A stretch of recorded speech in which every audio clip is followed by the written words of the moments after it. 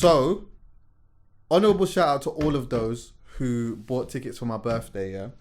That was supposed to be happening on Sunday, the 10th of July, right?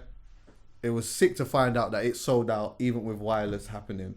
However, unfortunately, the venue lost its license and they're forced to close down, yeah?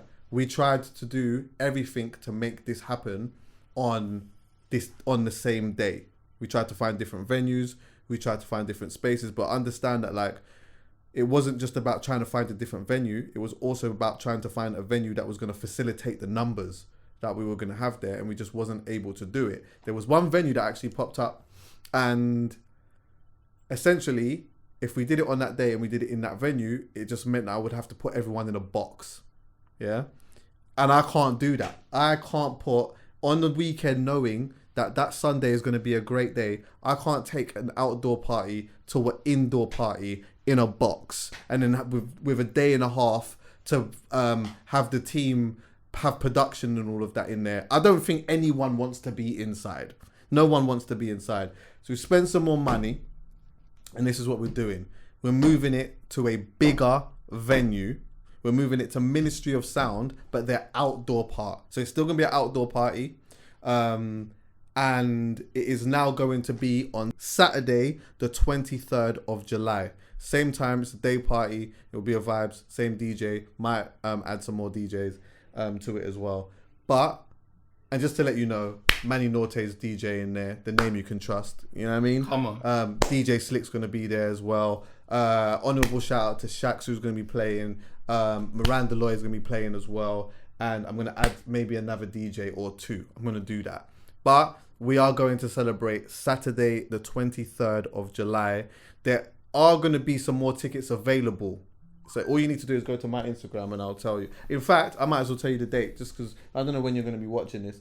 There will be more tickets that will come out on Monday, the 11th of July at 5 p.m. Monday, the 11th of July. There'll be more tickets. If you did buy tickets and you want a refund because you can't make it or whatnot, just go to the place where you bought the tickets and they'll refund you. But I hope that whoever did buy tickets can still make it, and all the people that couldn't make it, or not all, but some of the people that couldn't make it can make it this time, and it will still be a vibes and whatnot.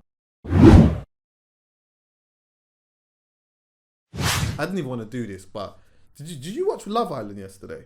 Of course. Oh my! What's it? Is this mixed with something? Yeah. We can't even. Yeah, this strong. Wait. Where's the thing? No, it's nice. This is nice, Isn't it? Nice. Shout out to Chivas. Yeah, honorable shout out to Chivas.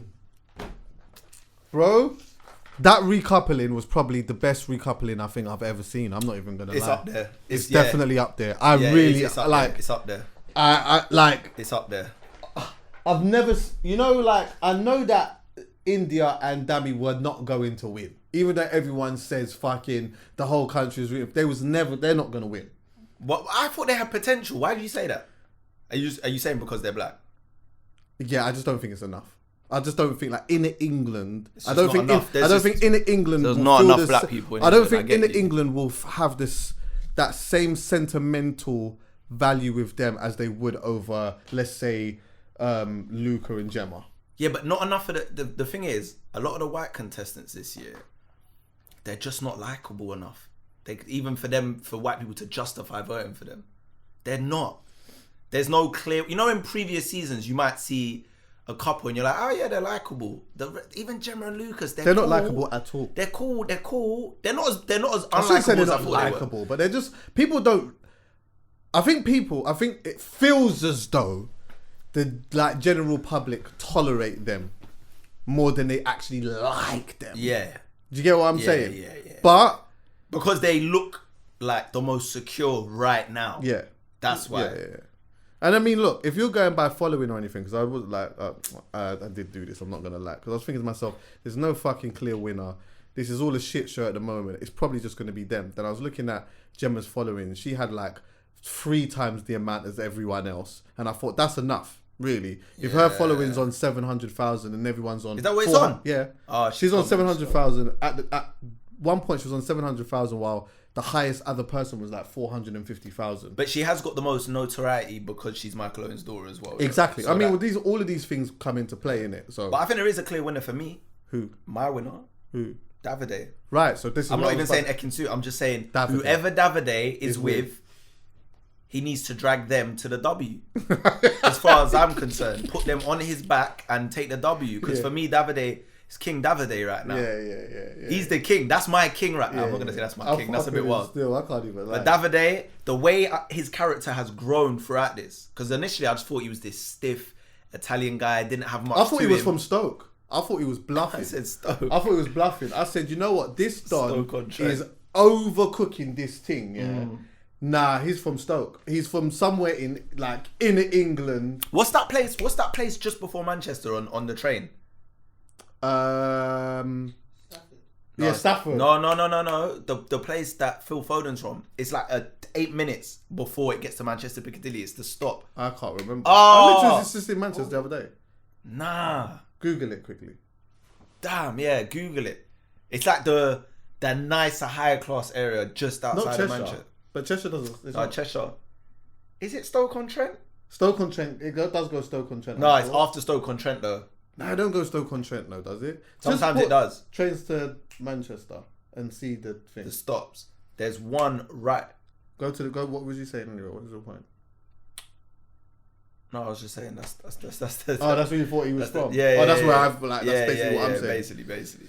Yeah, it didn't need to become a deep thing, but yeah. But yeah, do you know what? Like what you were saying about that is when I was looking at Ekin-Su's Instagram yesterday, she's actually now on like 600 and something thousand, and it's almost closing a distance. Is it? Yes, which is interesting. So if you judge it I'm by telling that. you, they could win. They could win because you know there was a moment for them in last night's episode, yeah. And we're talking about the Thursday night episode, Yeah. where Thursday, she tried beefing him. We're talking about July the 7th as Yeah. well, by the way. So she tried beefing him because he kissed another girl and all this, and then they're sitting by the fire pit like talking about it, and you could just see they were both laughing. Like she was just trying to force the beef with him innit, and he's looking at her like, yeah. So he was bare calm about it. He was laughing. Collected. Then she was like, "What do you mean? Like, what if I did it?" Then he goes, "Well, then you would have fucked up twice." Right. Like Yeah, now yeah, it's yeah. 1-1 type of thing. Yeah. I did it, you did it. You can see they got that playful thing, and people are endearing towards that But now. hear this though. Go But on. hear this. Do you know why Ekin-Su wasn't mad? Why? Because of the She mad got thing she fingered did. by my man No, a couple that's of not what I days heard. ago. That's not what I heard. Listen. I heard she wanked him off. Well, okay. You're just Right. saying private parts were toyed with. Right. Yeah. And I'm not feel saying you. this is a bad thing. You should single, do your thing, or whatever. Yeah. Yeah. But there was something that happened under the covers that night. Yeah. Remember, he's come out. This was one of the, what do you call it? One of the in Castle and More thing. He's come out and told the man them, innit? Oh yeah, boom, hands were wandering or whatever. Then she's come and pulled him and said, you haven't told anyone about that, have you? Stockport. Oh, Stockport, okay. That's what they call Phil Okay. Foden, the Stockport Iniesta. That's it. Oh, But okay. yeah, Stockport is the one. But anyway. So she said to him, yeah, you haven't told anyone, have you? And he lied. He obviously was like, nah, I didn't really say nothing or whatnot. Then, the part that did it for me was, remember, it's not always about what someone says, it's what they don't say. She's sitting there and she's saying to him, you know what, yeah, like, I just want to forget about that night because nothing happened, did it? Like, it didn't happen, like, we didn't do anything that night. It's not like anything happened. Do you know what I mean? So I think that we should just stop because like, nothing happened, isn't it? Yeah. Because, you know what I mean? Like, and I just think, like, you know, we're friends because nothing happened. And you know what? You're doing that, yeah? What happened then? So let's do this, yeah?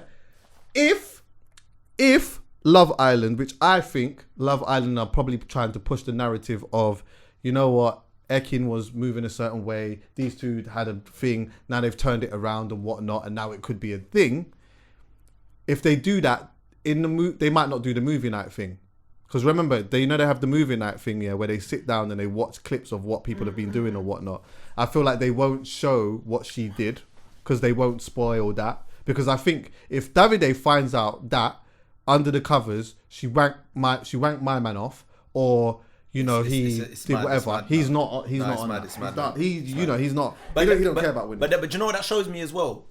This is why the phrase "hell hath no fury like a woman scorned" is woman scorned and not man scorned, because when they were doing that little thing where Laura Whitmore was like, they had the 3 girls that didn't get in and the 3 guys, the ones that were going home lined up. And she was asking the girls, like, oh, do you feel like you had a connection? And then that Cheyenne girl was like, yeah, I did feel like I had a connection. And then Laura Whitmore was pressing her. She was like, well, who with? She was like, Jax. I was looking at it like, all right, you did it with the girls. How come you didn't then move to the boys and then say to the boys, right, did you feel like you had a connection with someone? Are you surprised you're standing here? And then, what's my man's name that did a thing with Ekin Su? I can't remember his name. He's not memorable, but he's there. She could have went to him, do you feel like? And if man moved like women and felt a bit scorned that he never got chose or whatever, he could have been like, well, you know what? I do feel like I had a moment. Right. And then she could have been like, well, who was the moment with Billy? And then, I don't know if that's his name. Yeah, let's say that. Let's just say Billy. Yeah. And then he could have been like, or William, and he could have been like, well, you know what? Me and Ekin Su had a little bit of a moment. Right. And then she would have been like, what happened? What was the moment? Because that's how she was pressing the girls yeah. to flame up Jax and Dami and Davide and these man. Yes. But she didn't do it with the man. Exactly. And that would have been his opportunity if he was moving like a bitch, if men were moving bitchy. Right. He could have been like, well, Ekin Su wanked me off under the covers. Yes. Or I was dipping my finger in the pond. Right.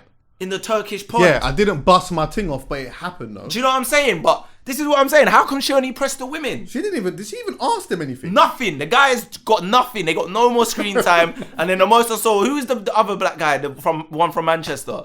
Do you know what? I didn't even. I just see him spudding people. Nice to meet you.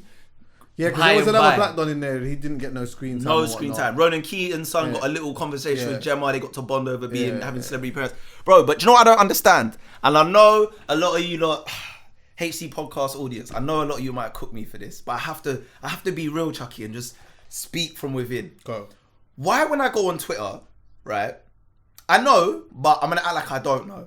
Why when I go on Twitter and I look at the hashtag and I look at people chatting about it, are people talking like Dami was the only one that did something wrong? I know. This is what I can't understand. All right, Dami moved a little bit more scummy.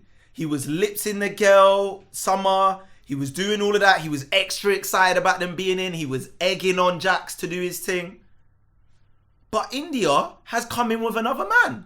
So they're going on like, what I don't understand is they're going on like Dami just got Summer and then India came in by herself. That's how they're acting like that still played out. Yeah. And that he's a snake. But they both moved on. Yeah. So where was the snaking going on? I'm really confused. Do you know what it is, yeah? You're so right about that, actually. Because people are obviously leaning to their bias, innit? Like, they're leaning to whatever their bias is. And they're saying... And I think this is the thing, yeah? People are watching this with the view of hindsight as well, because of they've been able to see both sides of what's been happening, yeah? Yeah. With Dami has in the villa, and he's like cracked on with this girl or whatever, and he's having a lot of fun with her, yeah? Which made a lot of people feel some type of way about that because they love India and because he's in thing and whatnot. Whereas what she did though was she was in there talking to another guy. She wasn't overly cooking stuff. She was just getting to know him. Do you get what I'm saying? And I think that like they found their connection. This is what some people will say. They found their connection through conversating and it not being disrespectful. Whereas they might feel as though, Dami was all over India. He's gone into this thing and straight away it's like he's forgotten about her. And then on top of the fact, to be fair, when he sat down and he was like, "Summer's not over," I was like, that's wild. Yeah, he just didn't need to do that. So when she walked in with a guy, I think people were celebrating that because they might have just felt like he was rude in that moment and he didn't handle it in the best way. But the thing is, for me, yeah, what jarred me was that like they don't know this. Like, she doesn't know what he did, and he doesn't know what she did. As far as Dami knows, she could have moved exactly like him, in that yard, yeah? He doesn't know none of this. Yeah. All he knows is she's coming with another man, and she has seen him coming with a girl, yeah?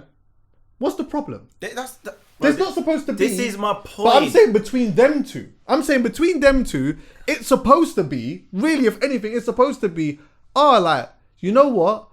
Like, relief. It's supposed to be relief. It's supposed to be, Raj, you know what? I know what I was doing in the thing or whatnot. Oh, you've come in with someone else. You know what? I'm kind of happy for you still. You found your moment. I found mine. We could just crack on. Why are you bickering at each other? Like, that means That means... Yeah, but they're young as well. How old are these? 23, 24? They're just... Yeah, it's true, they're young, innit? Like, we're older. They're a bit didn't get it, immature. though. It was young. It was immature. Remember, there's cameras there. They know there's cameras there. They're acting up a little bit for the cameras. Yeah. That's why man said that. Summer's not over. What kind of line is that? He's hear that. acting up for the cameras a bit. Do you get what I'm saying? But what I don't understand is, all right, like I said, yeah, I get Dami was like doing a lot. He was doing a lot in comparison to India, but let's be real. And I'm not justifying it, Chuckie. That's just guys. Guys are like that. I respect India. I think India carried herself very classy about the way she went about it. But the reality is, that's the thing with this show. You're going to settle for who you like the most in this show. Because there's not many options around. There's 6 or 7 max. So you just go with who you're most compatible with and who you're most attracted to. But of course, if someone comes in, like automatically, once I see Deji, is that his name, Deji? Yeah, Deji, yeah. Once you heard the London accent, I thought it's more closer to who she is. Like he's Dami's Northern Irish. Yeah. He's got a nipple piercing. Yeah, he's a bit immature and playful. He's a bit laddie. Yeah. I can tell India on the outside that's not India's type. Do you get what I'm saying? Good looking guy, but that's not her type. Deji's more her type. So I don't understand what all the beef is here. Yeah, like Deji is definitely, especially like, because of the dynamics of the house before Deji was there, obviously she would relate to Dami more, and that it just makes sense. But yeah, Deji, when he came in and they was talking, I thought, yeah, these two are way better suited to each other. The thing is though, bro, you know what? You can go in the yard, or you can be in the yard, and girls can come in there, but respect and consideration should play a factor, irrespective of how much the moment might take you away as a guy and there's women there, whatever. Yeah. It doesn't hurt to do that. And on top of that, you know what? To be fair, what went against Dami more so is the fact that the reality is, whatever you think about Luca, he stayed in the thing. He knows that, yes, he's got a girl or whatever, or that he sees that girl as his girl. But you know what? Like, a lot of people will look at that and say, if you've got someone who can be respectful in whichever way that he wants to do it, you can do the same thing. Dami came in there and just went, he was just like, it was almost as though him and Jax here were trying to, they found a brotherhood on fuckery. They did. And so it was like, you know what, if you do it, I'll do it. Yeah, they did. You get what I'm saying? They did, and listen, let's not get this twisted. There's been many of times where that has been the man, like we've just been on that or whatever and just enjoyed the moment. But you're on TV, you know this. But it makes great TV. And you're on, it makes amazing It makes great TV. TV. Jax I don't fuck with though. That's the thing. Look, there's people that, no, neither do I. There's people that are there for the love story, right? And to those people, I'll say, wake up. But fine, be there for the love story, because Love Island is not Love Island. Love Island is, we know what Love Island is. Right. It's great television. Go there, get your followers, get your clout. You know what I'm saying? Have a good time. Yeah. But some people are there for those interactions. They want to see guys and girls grow to like each other and have that thing. Fair enough. I'm here for fuckery. Yeah, so am I. I'm here for fuckery. I'm here for great entertainment. So am I. I'm here for drama. Yeah, I like to see a little love interaction's cool. I'm here for the drama. That's what I'm here for. I want to see them smash. I'm not even on the love interaction thing. I'm on, like, I go for love. I go for love in just different places, not for Love Island. I go for companionship and intimacy in different places, not Love Island. I'm sorry. You see, when it gets to that point, where they're coasting, it's the last week, they all love each other, they're all gonna get married, they all go on these dates, and they're just in this bond, it's just so amazing, and it's just coming to the final. I don't even like that bit. I don't even watch it. I just want to know who wins after that. Right. Once it gets past the what do you call it, the movie night or whatever, because that's probably the last fuckery thing that they do that will highlight whatever. After that drama and everyone starts coasting, it's not for me. Just tell me who won. That's it. Fact. I want drama. Give me the drama. That's why, as much I love Ekinsu, to be honest with you, because she provides it. When she stops providing it, I will not like her. But also, I don't like Ekinsu because she reminds me of certain things that I've seen in certain women that I just don't like. I don't like her for that reason. And so it's the same with like, even elements with like with how Tasha moves sometimes. It's like, and all of them, I guess, like there's always relatable parts in things that they do. Tasha, this is the part, this is the toxic femininity part. This is the part where you do the crying and everyone feels sorry for you and all of that type of stuff. I get this bit. Do you get what I'm saying? Also, I get this Tasha's part the where worst, bro. Tasha's the worst. Like, obviously, when I say I don't like them, I don't know these people, and I'm talking about their characters within Love Island. Tasha and Andrew just, bro, they grind my gears, bro. Like, the way she came over, that was so perfect. The way she came over and was like, shouting, "What these girls? They don't know me." Remember, we were still shouting, to let everyone hear the conversation. Andrew's like, "Yeah, well, the girls came in and told me that." She's like, "Yeah, well, they don't know me. They don't know me." And then all the new girls are like, "All right, what are you doing? Like, why are you making this?" I was gonna make the most maddest joke, but I can't make that joke. But basically, and then Andrew's just a wet wipe. Like, he's the biggest walkover wet wipe ever. Like, I still care about you. I'll still hug you. Still fuck! Can I say this? He's making my skin cool. You see when he started, obviously, this is the thing. See with Andrew, Andrew picked a girl to accompany his misery because he was hearing that Pinocchio. Right? Yes. No, she looks like Pinocchio. Well, I call her the wide mouth girl. The wide mouth. Yeah. Her mouth's wide. But anyway, so he's picked a girl out of that. But she's got a man that she likes. And this is the thing, See, in life anyway, when you say you're going through something with a girl or whatever, you go for a breakup or whatever it may be, and now you're trying, it's touched you, but you're trying to be outside because you wanna fill a void. And we do that a lot as men as well, innit? As soon as something happens, we just tie ourselves to a next gal or just go outside or just do whatever it is or whatnot. And we can't, and the reality is you can't sex the feeling away. No. It might feel all right in the moment, but it doesn't take away. It's just a moment. Yeah, exactly. So basically he's done that. He's tried to pick someone, to accompany the misery. But you see when a girl that you like picks a man that she likes, or she's just with a guy that she likes, oh my god, it's long. That shit just hits different. You don't even want that girl anymore. No. But he still wants her though. That's what's sad. I know he still wants Tasha. Yeah, he still wants Tasha. Oh yeah, whatever you do, what was it? Whatever you do, just let you know, just to let you know I support you. Oh, fuck off. But you know what? It rattled her, and she'll probably end up. But she never really liked him. That's the truth. So she just settled. While we're here, we might as well do this. Honourable shout out to Antigone still. Do you know what? I will say shout this, Antigone all day long. You know what? I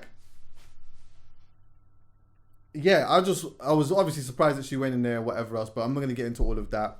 Big her up, But when I was speaking to her afterwards, I said to her, you know what? It's actually, even though you was only in there for a short period of time, and I genuinely mean this, I think that in some way it worked in her favour a little bit. Only because she didn't go in there and act like an idiot.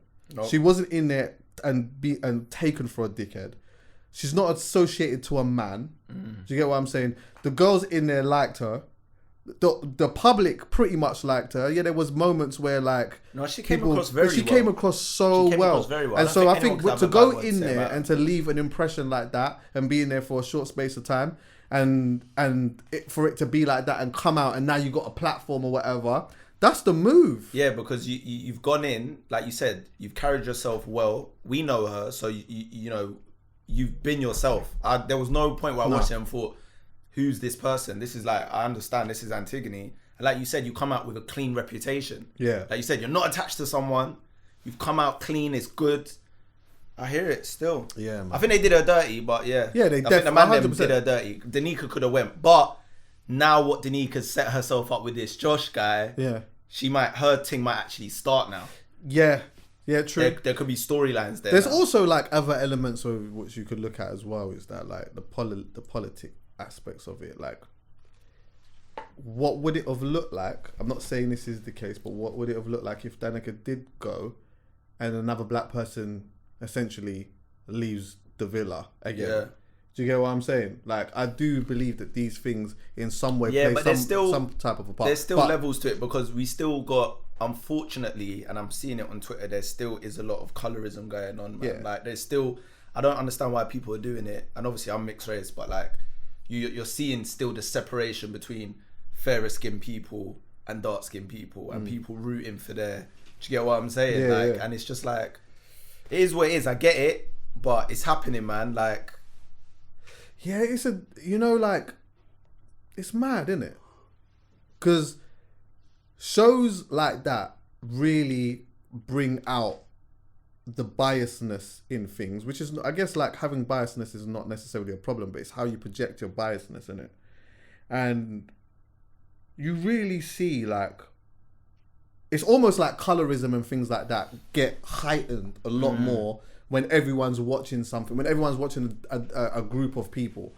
And all it takes is for a conversation to be had, or an argument to be had, or, you know, some type of disagreement or whatnot. And then you start seeing it online. Yeah. Or you start even hearing it from people that you fuck with. Yeah. Do you get what I'm saying? That's when it starts to get a little bit weird. Where you start hearing like, is this your... And it's a touchy one as well, and I know that because it's like, I understand that even me, myself, being mixed race and not fully black, there will be certain things that are afforded to me naturally in it, maybe over maybe a dark-skinned person in this country, maybe opportunities or whatever. Do you get what I'm saying? And I understand that. But then it's still frustrating because it's like, you don't want that separation to happen. They talk about like Willie Lynch theory and all of that. Do you get what I'm saying? Playing the fairer skinned people off the dark skinned people and all of this type of stuff. You just want everyone to know that to white people or certain people, everyone's black. Do you get what I'm saying? You're all looked at as black. That's what it is. But there's that separation. And then you see within the black community, they make the separation as well.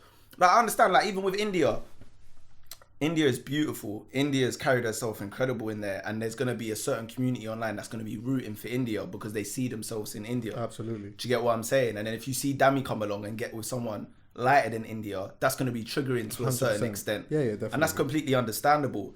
But it is frustrating, and unfortunately it's just the way it is. But when you look at it and you go, but they're just all people of colour in there, do you get what I'm saying? Yeah. In comparison to maybe just the white people. But that's just the way it is, man, I suppose. Like, there will be that separation, I think, because of like what you said, the triggering element of it, because it is another example of it. Yeah. It's another example of someone doing that. Because I even saw sorry to cut you off, I even saw the backlash with Summer, like, apparently, like, when Dami, I don't even remember, I just saw it online, like, when Dami was sitting there with Summer and India came in with the next guy, Summer went, oh my God, or something like that she came in with another guy.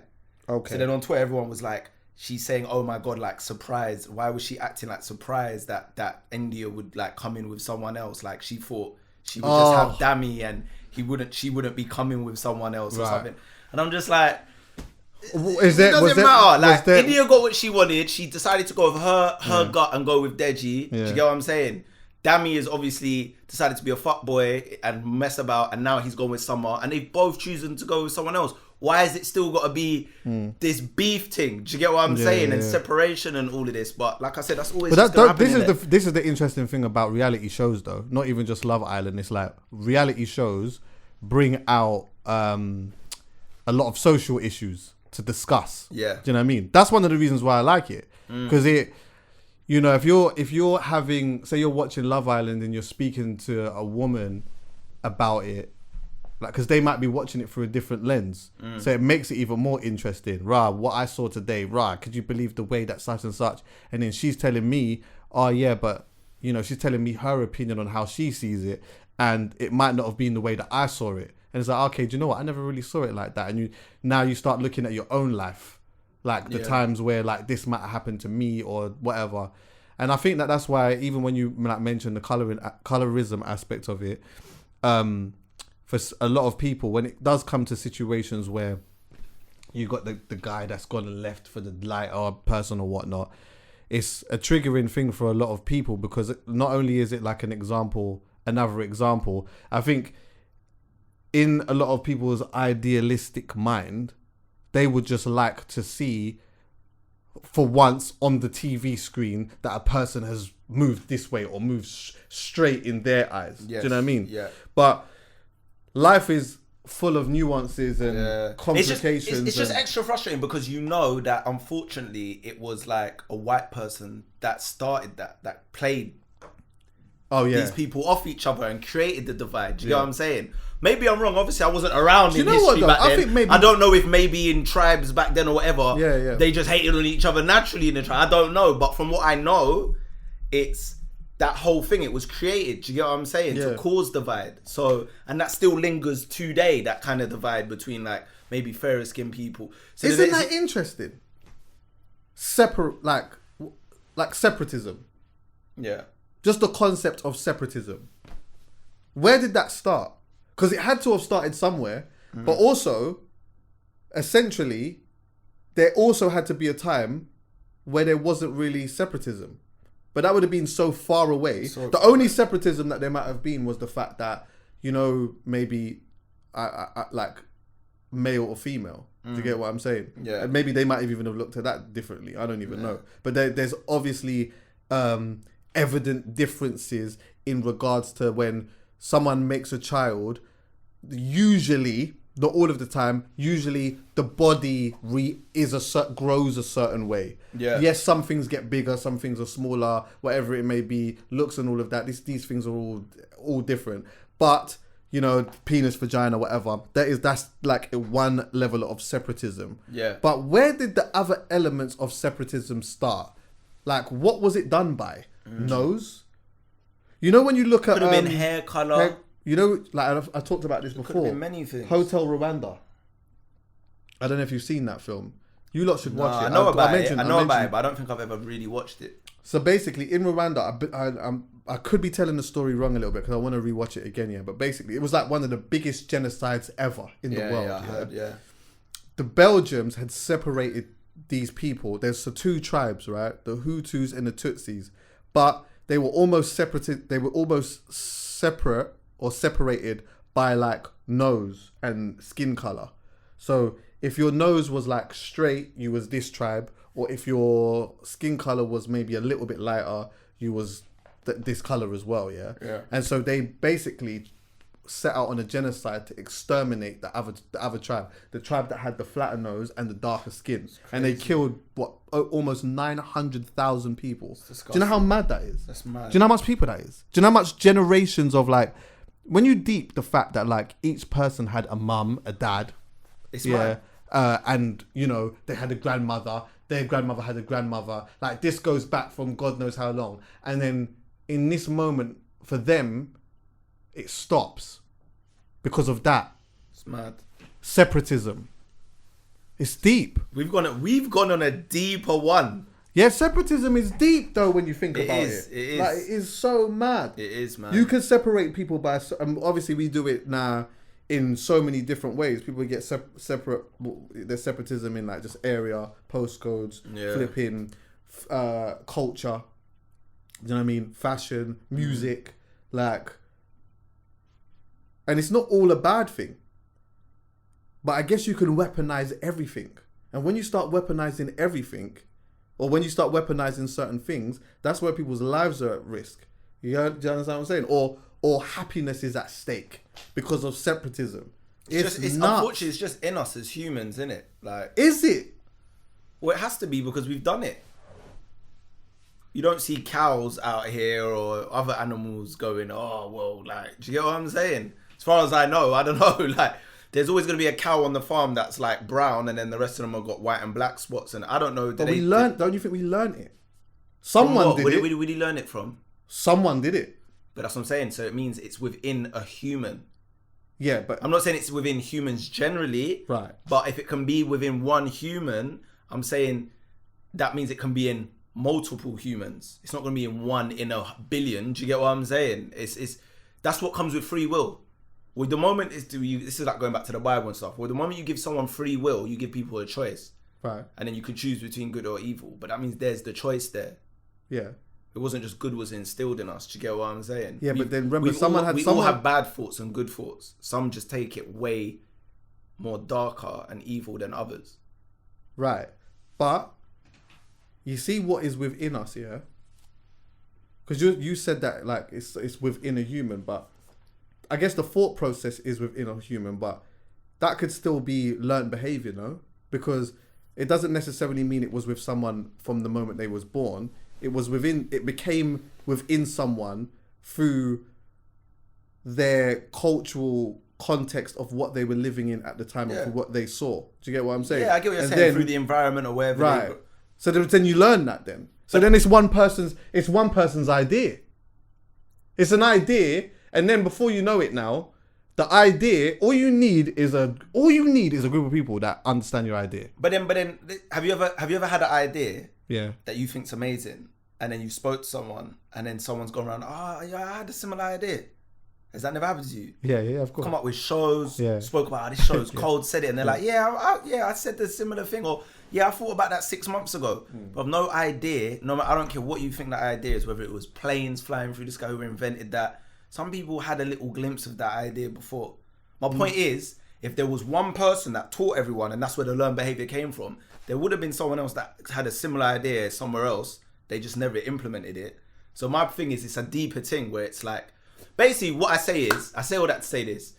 Humans are the best and worst thing that ever happened to planet Earth. Absolutely. Because we've created all of this. Through this, we can do HC podcasts. We can create things, do all these things. We're very civilized. We've taken it to a next place. But we fucked up the planet to the point where we got Elon tweeting, you'll see Mars in our lifetime. And we fucked this planet up, bro. Whereas, see, animals, they just inhabited it, bro. They just live. A cow eats grass, walks around, reproduces, and ain't they fuckery as well, though? Because you know what? I know this is mad, yeah? We'll get on to other things in a bit, but we're deep diving now. I was doing a shoot yesterday, and a spider made a spider web. Yeah? Sorry, that just sounds like... I know where you're going, but... Right. Then, a fucking bee flew into the spider web. Do you know what the spider did? Was eating the bee alive. Yeah. Big man. Do you know how mad that is? Imagine I just got EA and I just started eating them alive. Pause. Like, that's mental. Oh. That is actually mental. Yeah. Do you get what I'm saying? Like, when you look at the fact that the lion, like, obviously in the fucking safari and that is, you know what I mean? It's smoky. Yeah. It's like, the level of PTSD that must be in the fucking safari is loud. But do you know what's mad about what you just said for me? I feel like when I was younger, I used to pay attention to those things more, and I used to appreciate those things more. The nature thing, all of that. And I don't know whether it's I'm just getting older and I've stepped into the world of being an adult and having to pay bills and not give a fuck about them things. And as a kid, I was just more curious. Or social media and the way the world's going with technology, we're less focused on it. But I'm leaning more towards that. I feel like we're living in such a warped world with technology and everything, smartphones now, that stuff seems even more mind-blowing to us. Yeah. Because in a spider's life or a bee's life or whatever, what is this? Oh, no, it's nothing. It's the whole premise is the day goes by. Let me build this web. I'll chill on my web and wait for food. That's the premise. And I felt like when I was younger, before smartphones even existed, the premise was I go play outside. The day was the day. And that's what I say. I don't know if it's whether I'm an adult, because when you're an adult, you actually have shit to do. But you're just, the day goes by, you play, whatever, and then tomorrow's a new day, you go to school, whatever. But I do feel like this phone and all of this has made things so tapped. Like, you don't even you don't appreciate them things anymore. Like, when you just said something as simple as a spider making a web and catching a bee and killing it, and I feel like this is making us so much more removed away from nature and all of that stuff, bro. You said appreciate, but I'm looking at the level of fuckery. You're looking at the level of savagery. What? That's fuckery. But there's beauty in it. There's beauty in the savagery as well. But you know what the phone also did? Well, TV did this as well, but I'm just going to throw it in there because it just works with what I'm saying. I can go on my phone right now and I can see a lion eating a rhino alive. That's nuts. I mean, obviously there's beauty in the fact that I can do that, but you know what? That rhinos are somebody. Yeah. The lions come there and eaten that. So it's like, what I'm saying is, I say all of that to say this. Obviously, we're fuckery because we've created so much madness within human life. But the jungle's mad. Oh, yeah. The jungle is mad. Yeah. Those ostriches have mad fucking PTSD. See them giraffes? They don't know what the fuck's going on. Yeah, they're mad tall in that and look like a bad bitch, but they don't know what the hell's happening. Long ass eyelashes. I'm telling you. And not anyone can, I mean, obviously, you know, as Koi said, you have your own preference to your own tribe. You don't see giraffes fucking around with zebras or whatever. So obviously it's cool, but it's mad because a fucking, I don't know, let's just say a lion wanted to fuck a giraffe. You can't do it. It's mental. It's mad tall, legs are long. Anyway, let's get on to some other shit. Honorable shout out to Chivas, yeah. Big up to them. For real. They just dropped some content actually that I wanted to talk about. By the way, yeah, what we're drinking right now, I'll put it on the screen. I'll send you the thing. This is the recipe. You can get involved in that. I think they even gave man a pineapple and all these stuff. This is tasting tasty.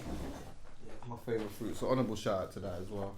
Oh, you got actual pineapple? I thought you said pineapple juice. Nah, pineapple. The pineapple juice is obviously in it.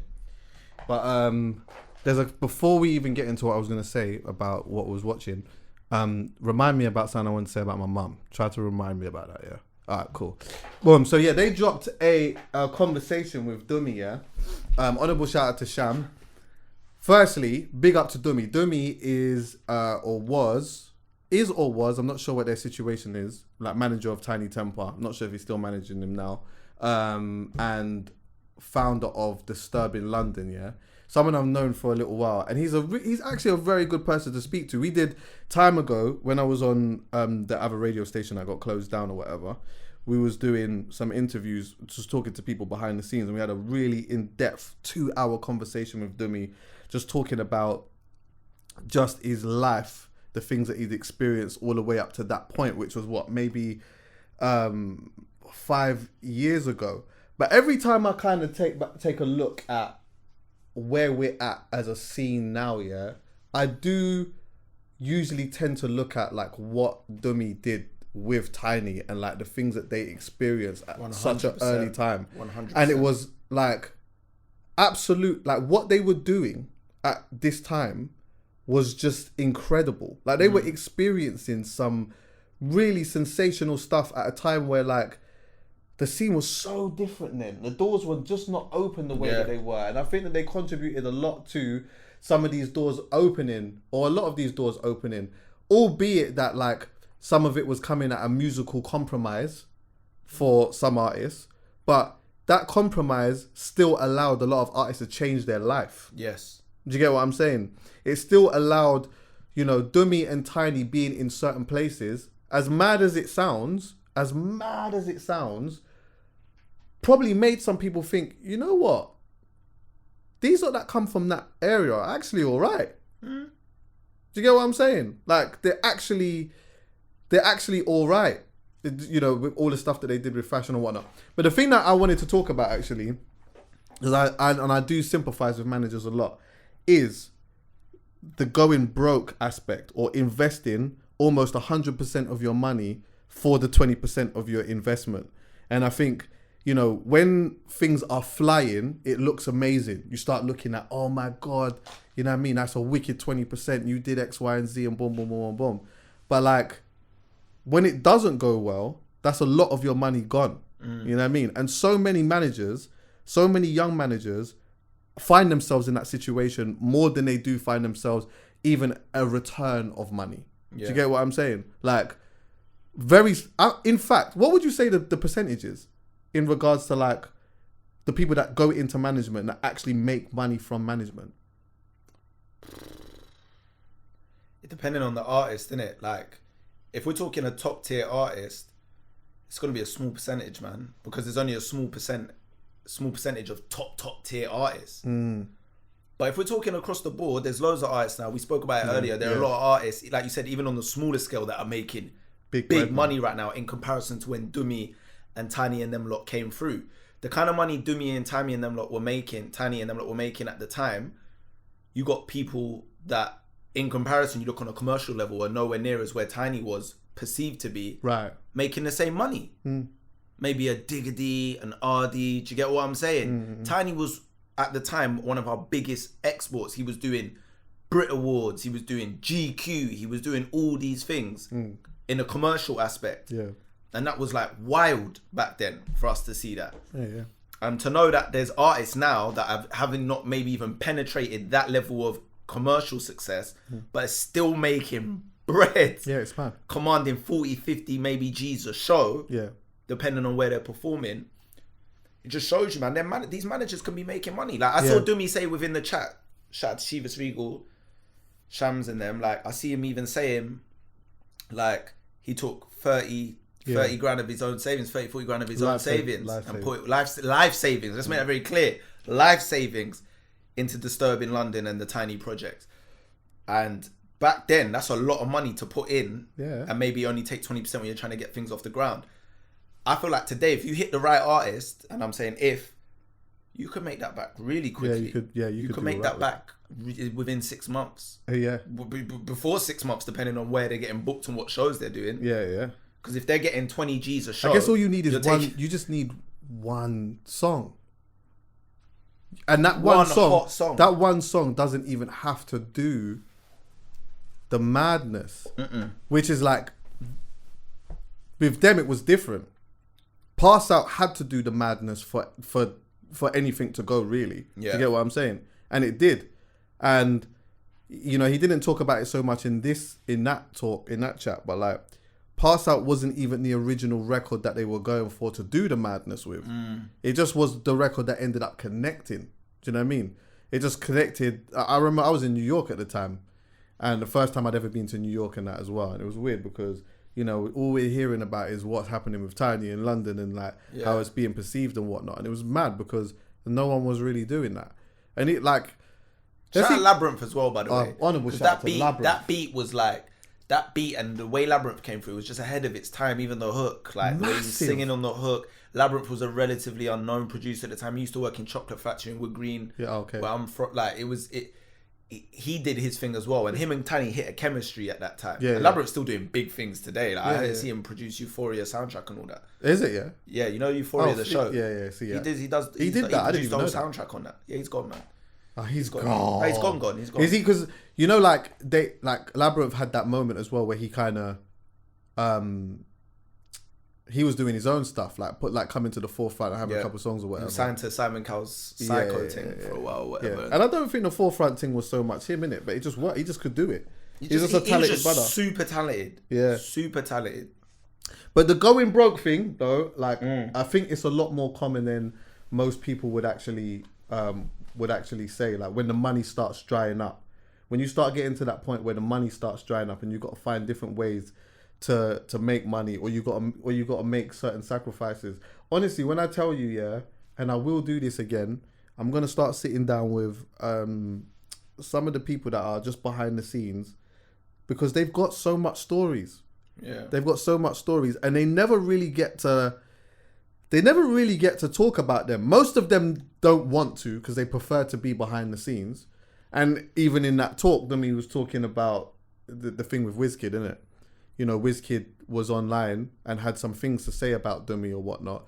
But, you know, Dumi's not going to be in Twitter or Instagram or whatever trying to respond to WizKid. Like, it just looks mad. And also on top of that, most managers and most people that are in that executive position stay quiet. But that must be hard in itself sometimes too. You know, like, I'm not saying this, by the way. I'm not saying that even in that situation that Dumi was right and that Wiz was wrong, or Wiz was right or Wiz was wrong or whatever. But just using that as an example, it must be very difficult when you actually have a plausible side of a story, but the person who's got the biggest reach, biggest voice is the one who penetrates the most. Of course. When an artist turns around and says, and I brought this up before, an artist turns around and says, this A&R did me dirty, I hate A&Rs, they're the worst.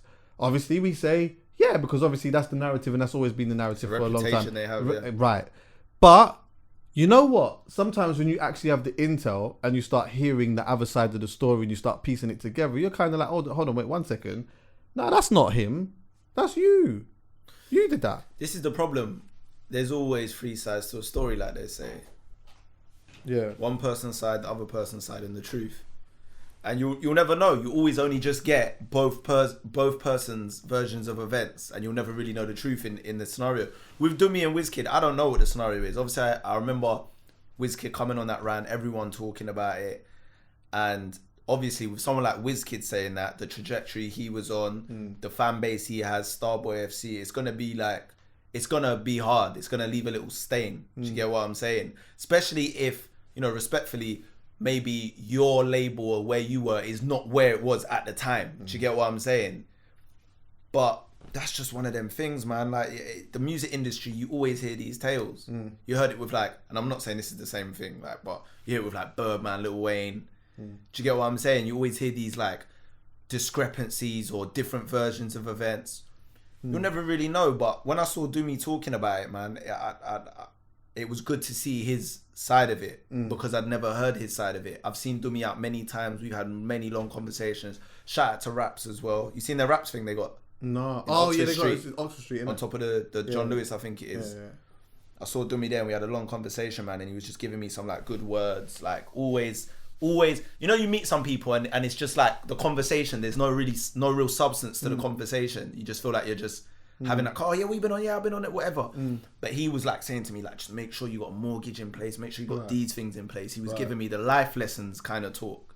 I wonder where, like, good, I'd man. like to I like dig Dumi. deep with him actually about like branding. Because like, they were doing that early as well. Remember Tinie had the thing with, didn't he do something with G-Shock?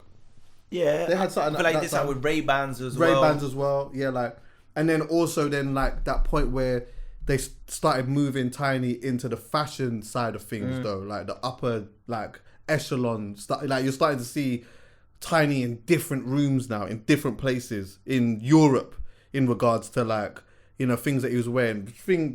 My man's got shit that I'd never even probably heard before in regards to suits. You know what I mean?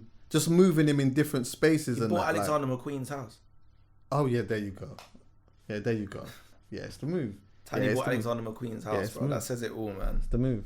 He's for the first of like, you know, like do you one remember of when the he first. did that interview and he had the bulldog next to him? Yeah, I remember that. What was that? He's Was that still not got for the that, radio or what was it? It was not for the radio. Yeah, he had the bulldog next to him. It was in his house. It was in the house. He's a G, man. Yeah, I love yeah. the way he did that. It was a little flex. Was Shams still. in that as well? I think it was all of them. Yeah, I think so. Posty was there. But do you know what they don't get enough props for? You know how like in America we look at labels, right?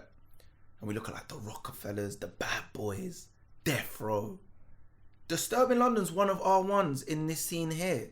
They played their role. But they got needed more. To be fair, they needed more though. No, but they still put a roster together. They still at one stage had Tinie, Jessie J, WizKid, their Young Bane, G Fresh was over there. Yeah. They put a roster together. Yeah, fact. Do you get what I'm saying? Like you said, they played a role in breaking down doors. Yeah. And I feel like Disturbing London doesn't get their... Like when you look at the labels in this, who would you say are the labels even in this country that comes here? I feel like Boy Better Know. Boy Better Know. Well, obviously these lot have got. I don't know. Not groups, labels. Neighborhood, which is obviously many in them. But that's what I'm saying. Even Neighborhood, it's like, do they have that? Did they push it like a Bad Boy, a Death Row? You know, these labels had chains, bro. Yeah, I think, do you know Disturbing what, London had chains. I Do think you get they what will. I'm saying? But Disturbing London actually had a pendant. Like they did their thing. There's not many people over. You look at it and go, right, you got the pendant for your label. I don't think it's within their. It's not within their characteristics. So I don't think that they will put. I don't think they will push their label. Like they just won Label of the Year, Independent Label of the Year. But I just don't think it's within their personality to do that. However, you are right though. We don't necessarily have a label that matches the level of flamboyancy that a Def Jam would have. Do you get what I'm saying? I don't think we do. Or am I missing someone? Oh, no, Black Butter's not independent, are they? They're an independent label, but they are. But even them, it's not. You know, you get what I'm saying, innit? It's check. Like why in this country? Black Butter, by the way, just for you who don't know, Black Butter have J Hus. J Hus. So look, this is where I was going anyway. Like even now, they're part of Sony. I see what Skepta's doing right now. Have you seen what Skepta's doing, Chucks? Yeah. Big Smoke Records. Yeah. Got the chains. Yeah. Big Smoke Corp. Yeah. We don't have enough of that in this country. We don't have man building labels with the roster and making it a dynasty. Well, look, no, let's go back. What was that label that Chip was a part of back in the day? What was the name? Okay, there you go. Always Recording was one. Recording was one. Day was one. Yeah, Shout out Bath. Yeah, Bath. Shout out Chip. Shout out them, man. That was one. Always Recording. North Star and Mashtown. They didn't hit the heights commercially. Yeah. They were more obviously Yeah, Steep Tin Road and that. North Star and Mashtown and that, yeah. It was a hood thing that was trying to do something that was trying to penetrate in a way. But that's kind of what Death Row did. That's how these men kind of started though, innit? It's kind of man off the road, Rockefeller Road money. I hear you. Trying to transition. That's just kind of how it is. Yeah. That's where the UK man learned from. That's probably where Bath, all of these lot learned from. They looked to the US and did that. But what I'm saying is, I feel like Disturbing London doesn't get their props, and maybe it's because it wasn't rooted in that. Maybe because it wasn't rooted in that infamy of road in that way, transitioning and. Do you get what I'm saying? Right, I agree with that, but I will also say as well, in fairness, if they had another one or two artists that went, artists that they'd signed that had already gone. You think? But did Bane do that? Did they already sign? So Bane had already gone, and you think they signed him? Or Bane hadn't got.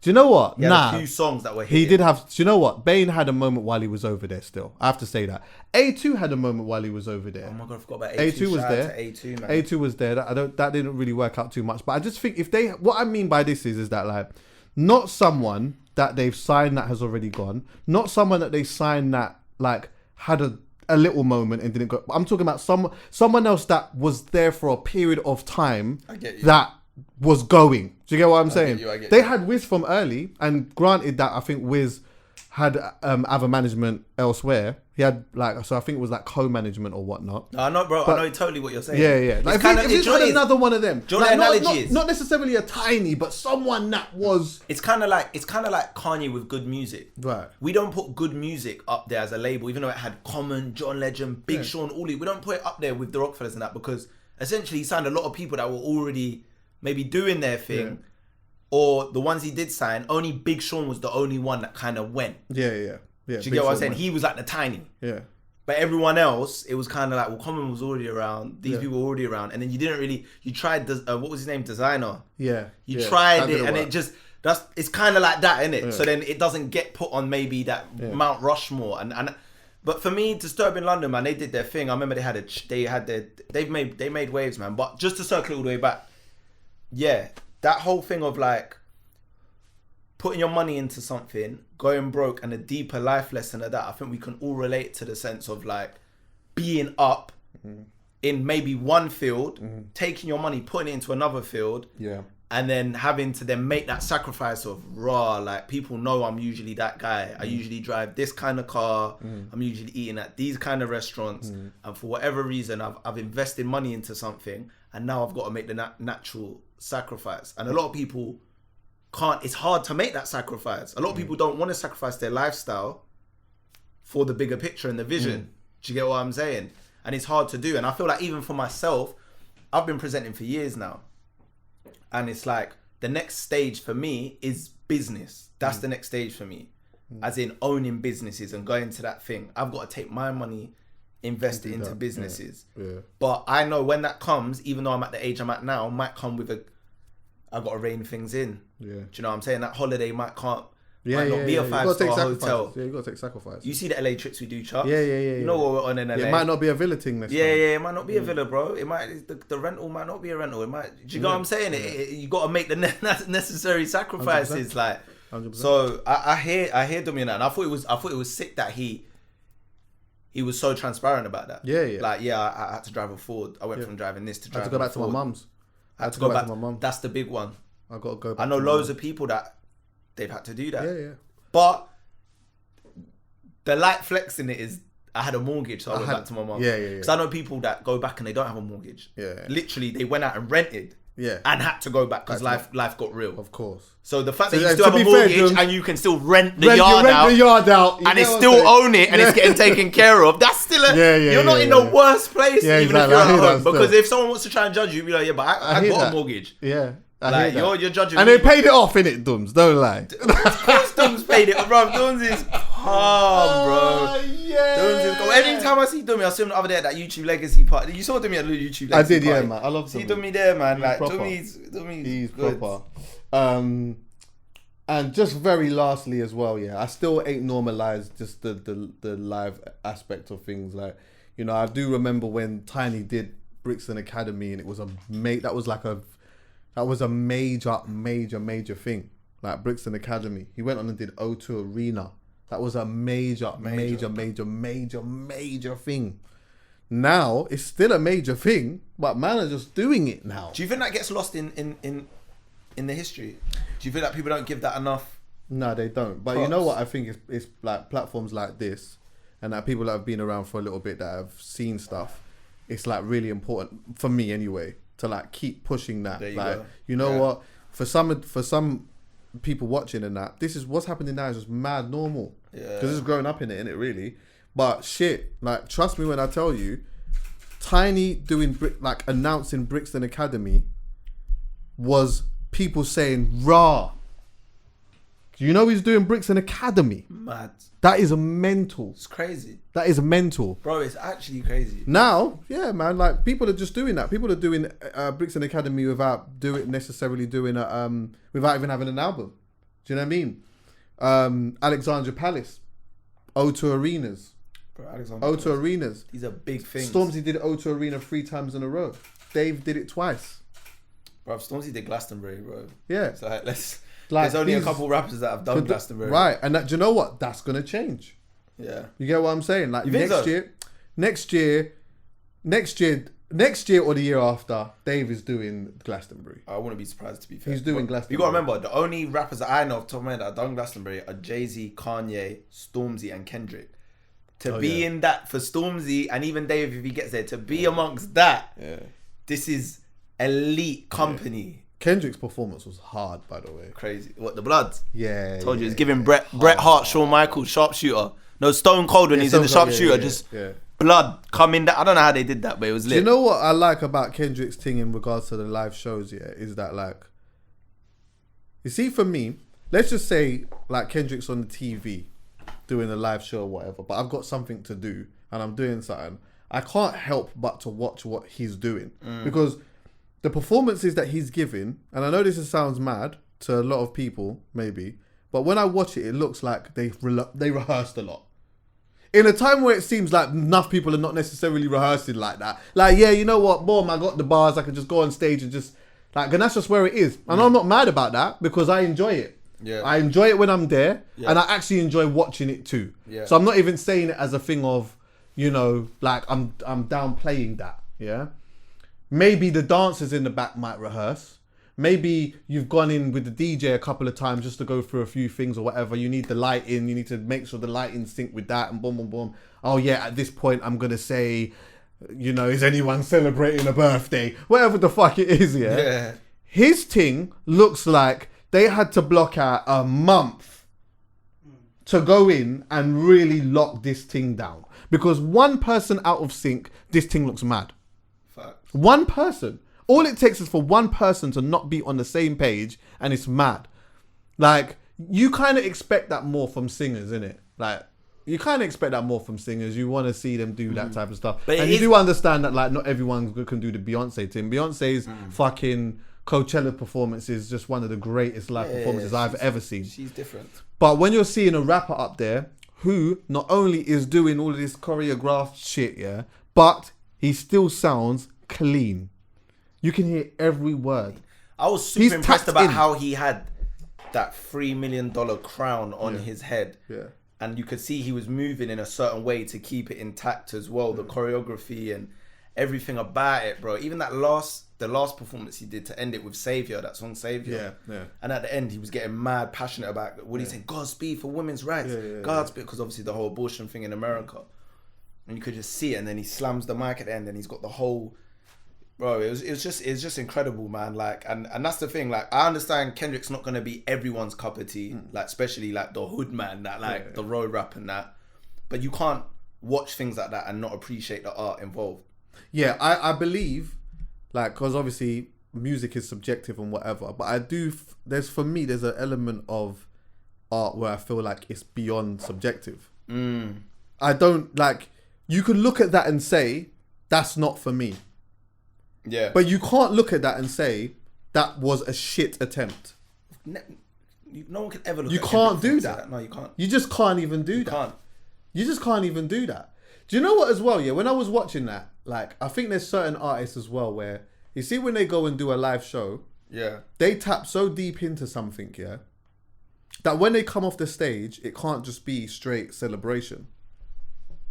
I don't believe, see like when Kendrick did the Glastonbury thing, even though I don't think this is within his character anyway, and I don't know him, I'm speculating here, yeah? Yeah. I don't believe you come off the stage and everyone's, oh, yeah. I feel like as a manager, if I'm managing that, leave him in the room just for a minute. Just to soak Just it to in. like, you get what I'm saying? Yeah. Like, just give him a moment. Like, let him just relax, be in there, and, you know what I mean? And then untap out. And then now it can be... How do you fucking party after that? Like, immediately. I've seen artists actually come off the stage and they're just so like... Yeah, it's like, oh yeah, I just need that. Because it's such a rush. I think when you're on the stage as well and there's like so many people out there and everyone's cheering your name and knows the bars or whatever, it's like fucking as well. Mad, like, bro. forget any, that can happen at any show, any big show, Wembley, whatever you... This is Glastonbury. This is like one of the most revered, critically acclaimed festivals on the planet. Yeah, facts. Like, when you look at the crowd at Glastonbury, when you go Wireless, which is like the biggest black urban one in the UK, when you look at Glastonbury, the crowd is going so far back. I know, it's nuts. Like, to the point where the people at the back, I don't even know why they're at the back. Why are you even there? Like, you can't see Have you shit. seen a bird's eye view of it? Have you seen a bird's eye view of what Glastonbury looks like? Yeah, it's crazy. It's crazy. Like, it's just muddy, crazy, but It's yeah, crazy. it's done. Quickly on music, you listen to Burn This Thing yet? Alright, so midnight dropped. I went to Brent first Oh yeah, of course. because it was R&B hours. Yeah, I hear I had that. a little candle on in my living room. I haven't listened to that all the way Just through. getting yet, the but it sounds smells good, right, the though. ambience right. I had my LED lights on. I was setting a tone. Midnight hit. Had to make a decision. I was like, tomorrow's sunny. That's a Burna Boy vibe. Right. I'm gonna play it when I'm in the car or if I got my AirPods and I'm out and about. But tonight's night, let me just hear some toxic R&B. That's what I was on. Yeah, Hit Brent first. strong. Crazy. Vocals crazy. It's just sounding crazy. Yeah, It's a yeah. story. He's put skits in there, which I like. Yeah. Because people don't really put skits in their albums no more. No. You know, when I was growing up, you'd hear Eminem, the crazy skits, or Yeah. Ready to Die, B.I.G., there'll be them crazy Yeah. skits. Brent's got some crazy skits in this. You can see he's gone for story. The album's a story, and then it ends, and it's like a movie type thing. So when you hear it, you'll hear it like that. Yeah. And then, obviously, I went to Burna Boy, and I did what I hate to do with artists, because I like to listen to it in You went sequence. straight to the J Hus record. Straight to Huss. Burna Boy should never have done that. And if he was going to put Huss on it, first track then. Because let's keep it in sequence. Just put Cloak and Dagger right at the beginning as the intro. Yeah. Just put it as the intro because Get out of the way. us here in the UK, I don't know about everywhere else. I don't know how they feel about him in Africa or wherever. Yeah. But J Huss here, Yeah. for me, God stuff. God stuff. I don't want to offend anyone. I don't care. No, he's for the me, one. he's top two. He's top two and he's not two. So Yeah. J Huss, I went straight to it. Bang, clicked that. He went mad. He went J Hus is the absolutely. coldest, He went mad. J He Hus went is the mad. coldest. He went mad, bro. I was just like, this is cold. J The Hus song's is the cold as coldest, well. though. He's so cold. He's the coldest. He is. You know I listen to his Daily Duppy freestyle every week. Yeah. Every week without fail. Just He's says the- stuff he's and the too many coldest, things. man.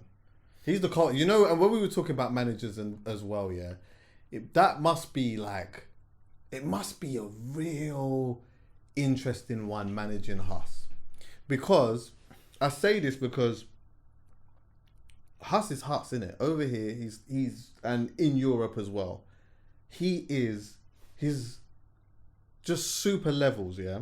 But there are whatever the situation is, we just don't hear from him at certain points. Do you get what I'm saying? And I think looking at the climate of where things are at the moment, yeah, where O2 arenas are being sold, Alexandra Palaces are being sold, and all of this type of stuff, and you know what? Like, all we need him to do is finish this project, yeah.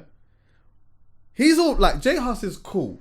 And I'm sure the managers and that are fine as well. But remember, we're talking about 20% here, right? So streaming and stuff and whatever, publishing whatever comes in, whatever nice, whatever it may be, yeah. But you know when you just know what food is out there. Once we drop this project, everyone wants to see J Hus live again. Everyone. And even more people. And you know what? Now that we've even said it here, there's probably a few people that are watching this thinking, do you know what? I want to see what the fuss is about, and I want to see.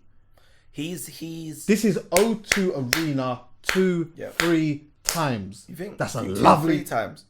I don't know. Two. It's O2 Arena twice. O2 Arena 2, not 3. 2 times though. What I'll say about J Hus is that's 20. That's a lovely 20%. Wow, come on. What? Come on. Beautiful 20%. Who's his manager? I don't know. I think he's got 2 managers though. He's got they work together from what I but I don't know them. They've done a good job. I don't know if it's him, his team, whatever. They've done an amazing job of building him as now this mythical figure now. Right.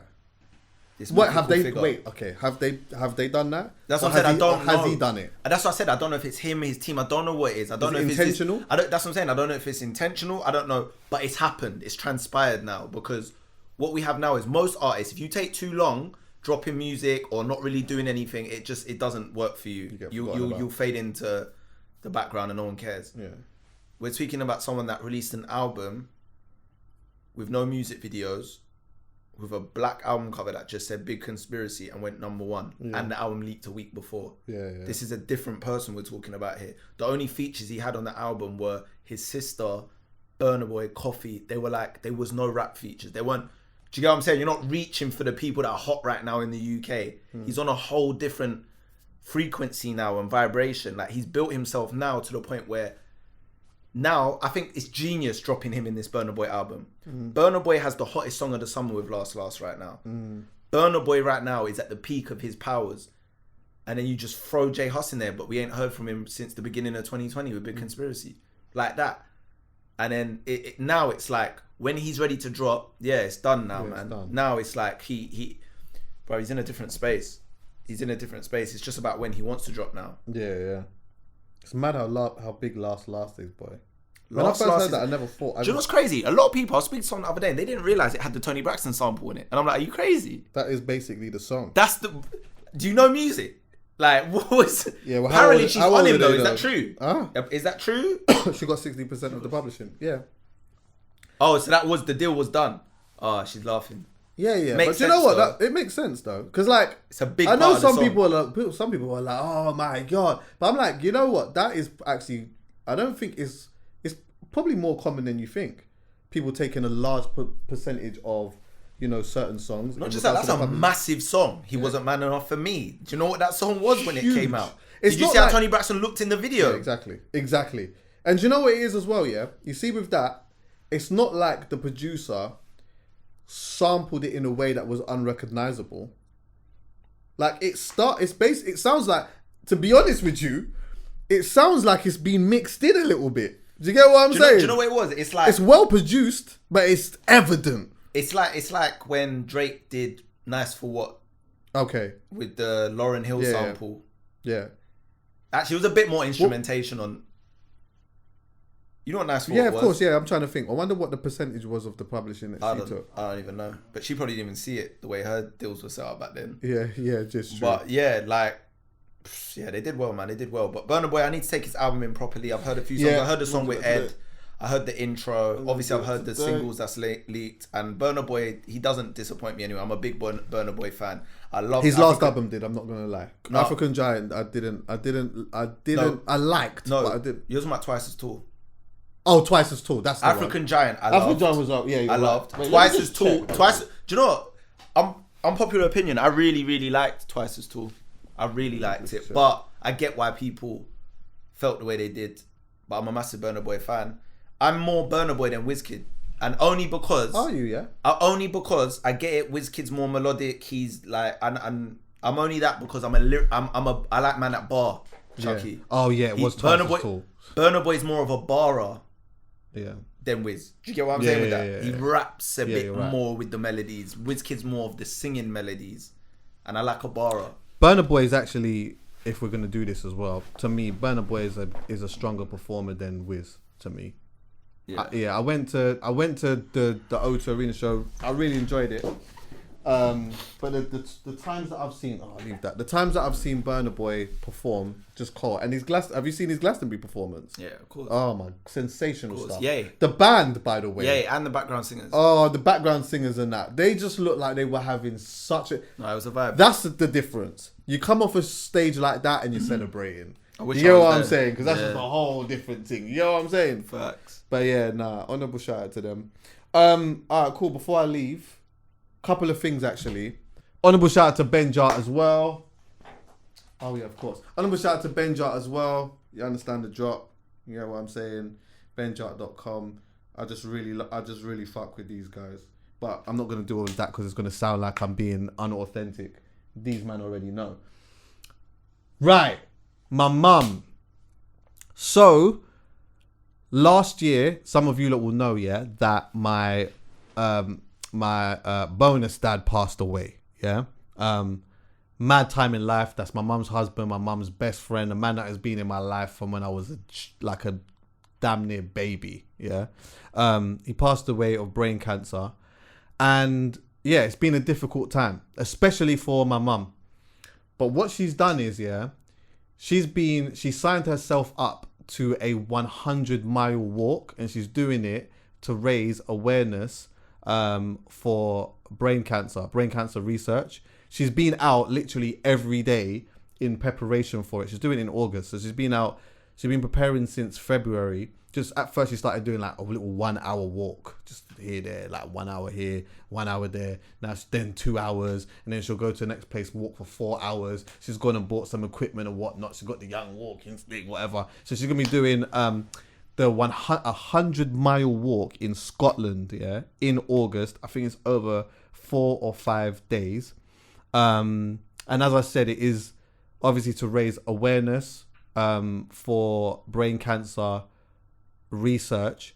And you can donate if you like. Yeah, I'm gonna put the link to that in the description. If you're listening to the pod, if you're listening to it, I will.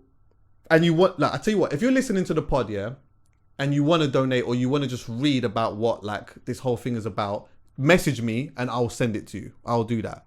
But if not, you can go on YouTube and it will be in the description, and you can donate. You can put £1 in, you can put a 50p in, you can do whatever you feel. There's no pressure. But yeah, check it out anyway. An honourable shout out to all the people that I've spoken to that have gone through the same thing with their mum or dad or a family member or whatever else. Trust me, I 100% understand what you're going through. Is there anything that anyone needs to know about, my bro? In terms of me, man, just look out for my stuff, man. I got my podcast Double Down as well. Chuckie's always come down on that. It's love.